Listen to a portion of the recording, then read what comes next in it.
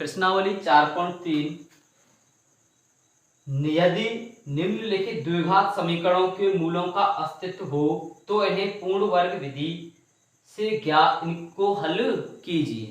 देखिए 4.3 में हमको पहले सवाल में क्या करना है, सबसे पहले तो समीकरण का अस्तित्व देखना है कि उस समीकरण का अस्तित्व है या नहीं है। अगर उस समीकरण का अस्तित्व है तो उसे पूर्ण वर्ग विधि से बना करके हल करेंगे। देखिए पहला सवाल, पहले का पहला 2x² माइनस के 7x और प्लस 3 बराबर 0। सबसे पहले हमें इसे देखना है कि क्या इसके समीकरण के अस्तित्व हैं अथवा नहीं है। अस्तित्व देखने के लिए सबसे पहले हम जो करते हैं वो देखते हैं अस्तित्व के लिए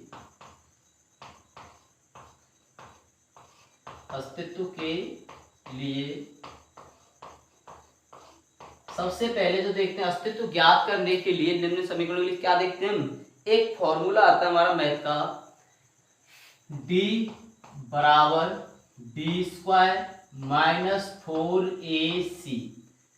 ये हमारा एक फॉर्मूला है, इसके द्वारा हम निम्न समीकरणों के अस्तित्व को ज्ञात कर सकते हैं। जहां पर d जो होता है हमारा वो होता है डिस्क्रिमिनेशन यानी विश्लेषण, विवरण उसका निकालना। और जब इस d का मान हमेशा अगर 0 से ज्यादा आ रहा है यानी कि धनात्मक आए, समीकरण निकालने पर d का मान कैसा है, धनात्मक पॉजिटिव संख्या है, 0 से ज्यादा है, तब तो उसका अस्तित्व होता है, उस समीकरण का क्या रहता है, अस्तित्व है। लेकिन अगर d का मान 0 से कम आए, ऋणात्मक आए, कैसा मान आ जाए, ऋणात्मक माइनस में संख्या आए, तो उसका अस्तित्व नहीं होता, उस समीकरण का अस्तित्व नहीं होता है और उसे हम पूर्ण वर्ग विधि से हल नहीं करेंगे, अस्तित्व नहीं।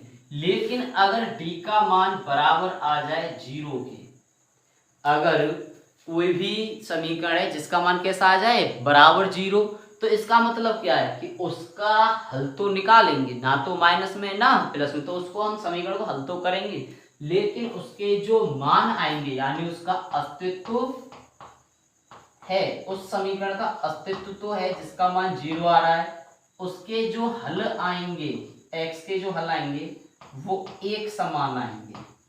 हल कैसे आएंगे उसके, एक समान। यहां तक बात हमने क्लियर की। अब उससे आगे इस समीकरण में देखते हैं कि ये इस थीम में परफेक्ट बैठ रहा है कि नहीं। जहां a बराबर x² का गुणांक, x² के गुणांक को कितना मानते हैं हम, a, तो a की वैल्यू 2, b बराबर x के गुणांक को b का मान मानते हैं, b का मान हो गया हमारे -7, और c जो अचर राशि बचती है उसको क्या मान लेते हैं हम, c। अब इनको हम इस मान में समीकरण फिट करते हैं सूत्र में, d बराबर b² माइनस 4ac। देखते हैं d बराबर, d का मान -7 का वर्ग -4 गुणा a की वैल्यू 2 गुणा c की वैल्यू 3, तो d बराबर -7 का वर्ग अगर हम करेंगे, -7 का क्या कर देंगे, अगर हम वर्ग कर देंगे तो देखिए क्या होता है, -7 का वर्ग जब हम करेंगे तो 7 गुणा 7 यानी कितना हो जाएगा ये, 49, माइनस माइनस प्लस और 7 का वर्ग 49, माइनस 4 दूनी 8 और 8 दिया 24, तो जो d की वैल्यू आएगी वो बराबर आई है 25 के, यानी ये कैसा मान आया, 0 से ज्यादा है और संख्या कैसी है, धनात्मक, धनात्मक संख्या है, धनात्मक, तो क्या है समीकरण, हमारा समीकरण का अस्तित्व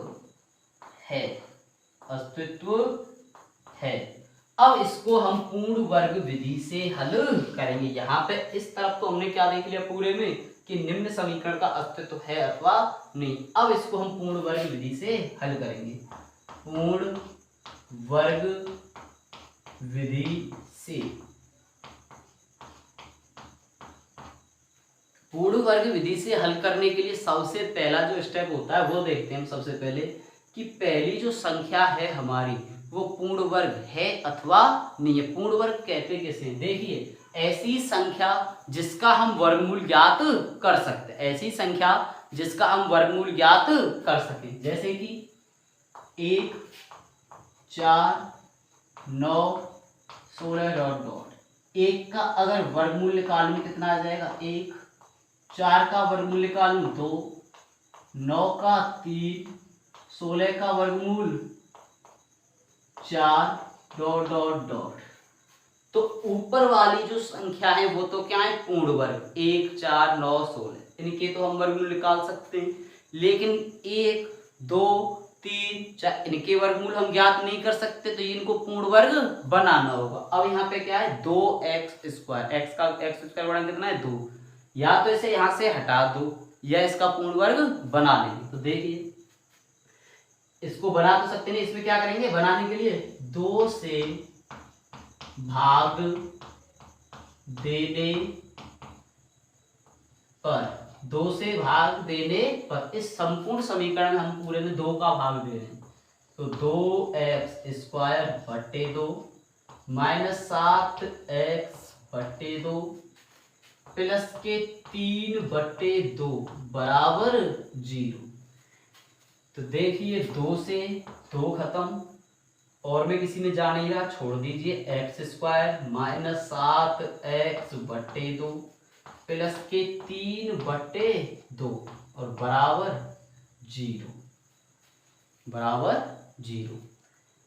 अब इस तरफ देखिए, a² माइनस 2ab मान लेते हम इसे। हमें पूर्ण वर्ग बनाने के लिए इस जो समय ये बचता है यहाँ पे, इसको हमें a माइनस बी का होल स्क्वायर या a प्लस बी का होल स्क्वायर के रूप में प्रदर्शित करना होगा।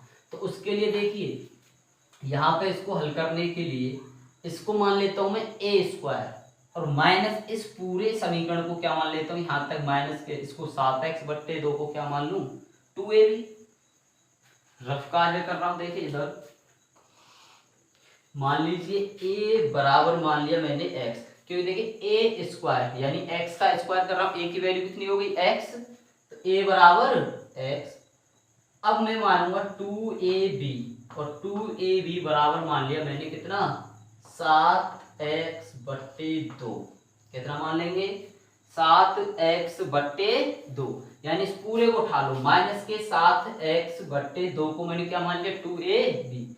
अब यहाँ पे हमें b की वैल्यू ज्ञात करनी, तो b बराबर माइनस के 7x/2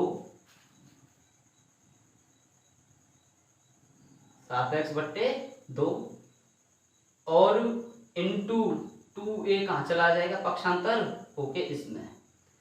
b बराबर माइनस के 7x/2 दूनी 4 और a की वैल्यू x, तो x से खत्म। तो b का मान आ गया हमारे पास 7/4 माइनस के। यहाँ पे इसको लगा देंगे, तो देखिए x² माइनस 7, अब b का मान जो आया है हमारा, इसमें से देखो माइनस को हटा देंगे, सब में से क्या है? माइनस को हटा दीजिए, 7x/2 लेना। अब b का मान कितना आ गया हमारे पास? 7/4। अब अगला जो स्टेप है, इन जगह यहाँ पे जो बदलाव किया हम उनको विशेष ध्यान रखना। तो b² को b के वर्ग को जोड़ने व घटाने पर, देखिए किसी भी संख्या में अगर मैं 2 जोड़ूं और साथ के साथ 2 क्या कर दूं? माइनस।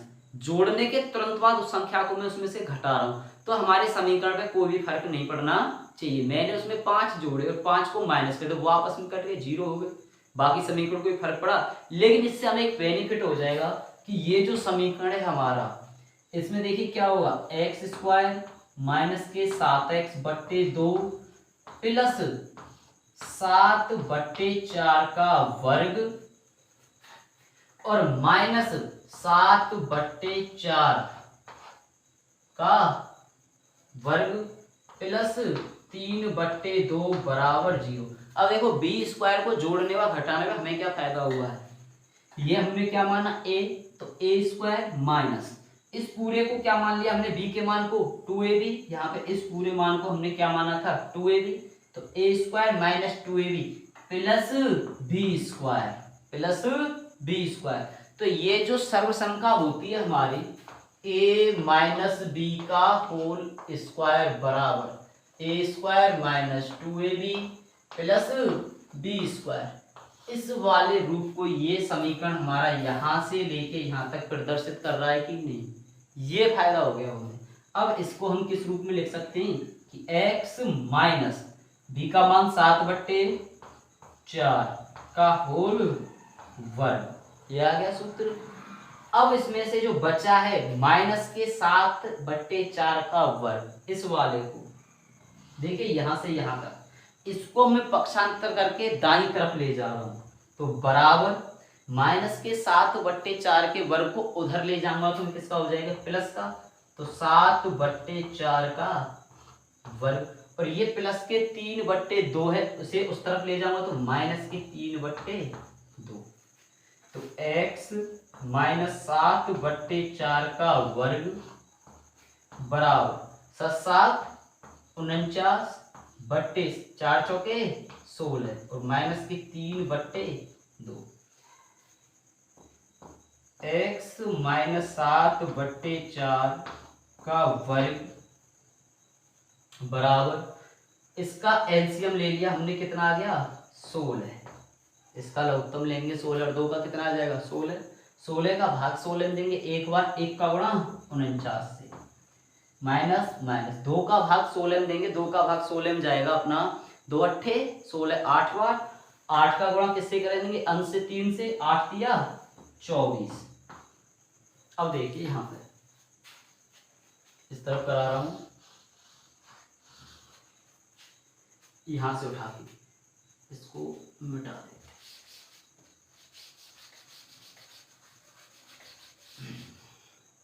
तो x -7/4 का होल वर्ग बराबर 49 में से 24 गए, बचेंगे कितने 25/16। अब यहाँ पे ध्यान रखना 25/16 x -7/4 का होल स्क्वायर।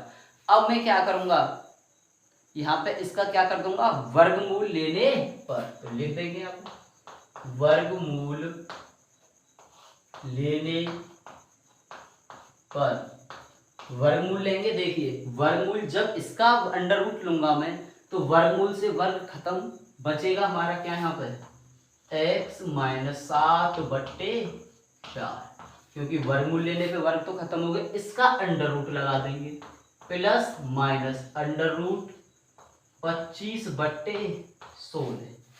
अब इसको देखिए x -7/4, ये तो यही रहेगा, इसको जब हम खोलेंगे तो प्लस माइनस 25 का वर्गमूल कितना होता है 5/16 का वर्गमूल 4। अब हम क्या करेंगे यहाँ पे एक पक्षांतर करके ले जाएंगे इसको इस तरफ, और मान निकालने के लिए तो क्या करेंगे, एक बार तो पॉजिटिव संख्या लेंगे और एक बार कैसी लेंगे हम नेगेटिव संख्या, तो +5 लेने पर सबसे पहले क्या कर रहे हैं हम +5 लेने पर, तो देखिए x -7/4 बराबर 5/4, तो x बराबर 5/4 और प्लस के 7/4। इसको जब हम आगे हल करेंगे तो देखिए 5/4 और 7/4 एक जैसे, 7 और 5 इनका जब एलसीएम लेंगे कितना आ जाएगा 4, और इनको ऊपर को जोड़ देंगे तो 7 और 5 12। अब इसको 4 दिया 12, तो x का जो मान आया है वो 7 और 5 12/4, तो 4 दिया x बराबर 3, एक तो ये मान आ गया हमारा x का। अब एक बार लेंगे हम -5 लेने पर, -5 लेने पर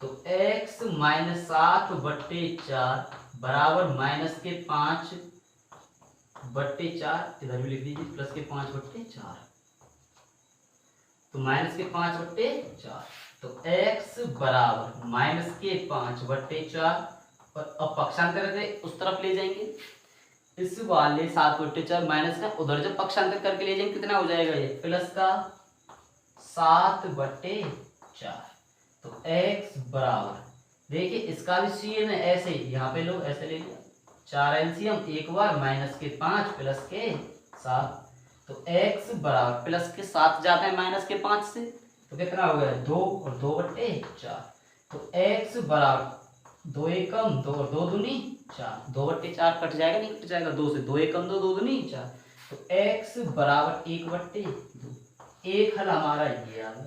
अतः x के जो मूल आए हैं वो एक तो 3 आ गया, एक कितना आ जाएगा 1/2, ये हमारा यहाँ पे आंसर हो गया पहले प्रश्न के पहले क्वेश्चन का। इसने पूछा था कि अगर इसका अस्तित्व है तो उसके मूल ज्ञात कीजिए। देखिए सबसे पहले हमें क्या करना है, उसको अस्तित्व को चेक करना है। डी बराबर बी स्क्वायर माइनस 4ac वाली थीम में अगर वो धनात्मक आता है तो उसको पूर्ण वर्ग विधि से हल करेंगे, अगर वो पूर्ण वर्ग नहीं है तो उसमें सबसे पहले 2 से भाग देना, संख्या से भाग देना, उसके बाद बी वर्ग यानी बी का मान निकालना है, जैसे हमने यहाँ पे निकाला है, इसको रफ कार्य समझ लेना। इस वाले कॉलम को बी का मान इस तरीके से निकालते हैं हम। कैसे निकालेंगे बी का मान, इस तरीके से निकाल लिया। बी का वर्ग जोड़ने व घटाने पर एक बार जोड़ देंगे, एक बार घटा देंगे। जोड़ने पर हमें क्या मिल गया है, a माइनस बी का होल स्क्वायर के रूप में, जहां पर मैंने ऊपर समझाया था, बना दिया सूत्र। इन दोनों मानों को पक्षांतर के दाईं तरफ ले जाएंगे, ले गए, निकाला, हमारे पास x का पहला मान आ जाएगा। इस तरीके से वर्गमूल निकाल लेंगे, हल करेंगे आगे, एक बार प्लस एक बार माइनस संख्या रखेंगे, उससे हमारे x के गुणांक प्राप्त हो जाएंगे।